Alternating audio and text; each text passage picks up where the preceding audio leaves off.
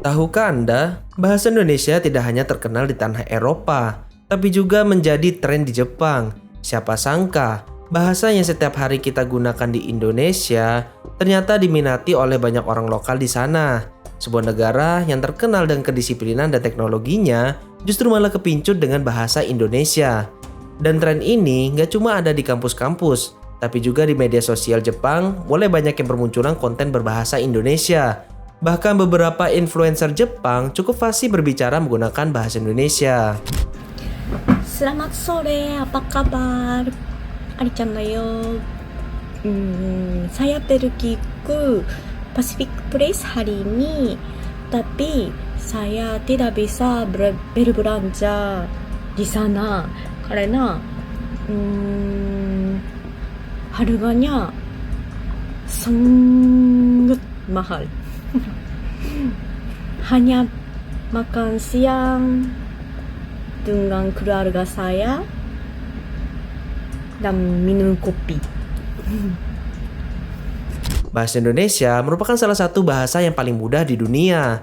Karena bahasa Indonesia tidak memiliki struktur bahasa yang rumit. Hal inilah yang membuat banyak orang Jepang tertarik untuk belajar bahasa Indonesia. Kalau dipikir-pikir, bahasa Indonesia mungkin terdengar cukup remeh di kalangan warga asing karena kemudahannya. Namun bagi orang Jepang, ternyata bahasa Indonesia tidaklah semudah yang dibayangkan. Banyak orang Jepang yang dibuat kesulitan bahkan kena mental ketika belajar bahasa Indonesia. Hal ini dirasakan oleh salah seorang warga Jepang bernama Zoho. Dalam akunnya, ia membagikan mini vlog tentang pengalamannya belajar bahasa Indonesia.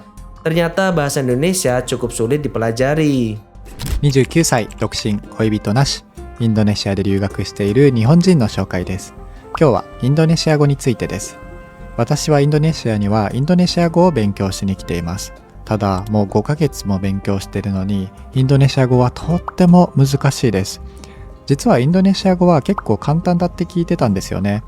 アルファベットだし時制もないし、例えば時間を表現するときに英語や日本語だと過去や未来に形を変えないといけないんですけど、インドネシア語だとそういう表現もないって聞いてたんですよ。ただインドネシアに実際来てみると人々の喋り方が結構それぞれで違ったりしますし、例えば主語がとっても多かったりとか、アク、グエ、グア、サヤすごい多くないですか？いや本当に難しいのでちょっとなんとか一生懸命勉強しないといけないなといつも思っています。Ya, walau kelihatannya mudah, ternyata bahasa kita cukup sulit dipelajari oleh orang Jepang. Bahkan mungkin tingkat kesulitannya rada nggak ngotak. Hal ini tentu bukan tanpa alasan. Bahasa kita adalah bahasa yang menggunakan ejaan Latin.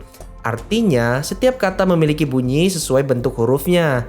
Karena di Jepang tidak menggunakan Latin, maka menjadi tantangan tersendiri ketika mencoba mengucapkan bahasa Indonesia. Contohnya saja dirasakan oleh seorang warga Jepang berikut ini. Hai. A. A. B. B. C. C. D. D. E. E. F. F. G. G. H. H. I. I. J. J. K. K. L. L. L. L.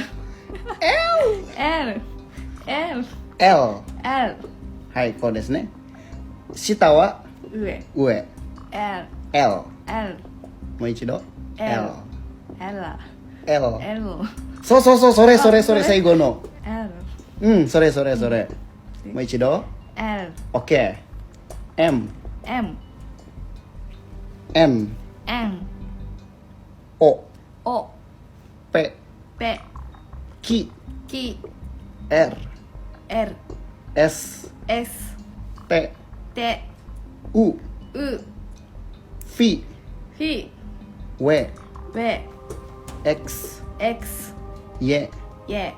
Z。 Z. Z。 Z. おー、言えた？すごい。やった。Gak cuma masalah pengucapan, bahasa gaul dan singkatan yang tak terbatas menjadi seperti monster yang sangat mengerikan bagi warga Jepang. Karena bahasa Indonesia ada banyak sekali istilah gaul dan singkatan. Contohnya saja kata mengapa.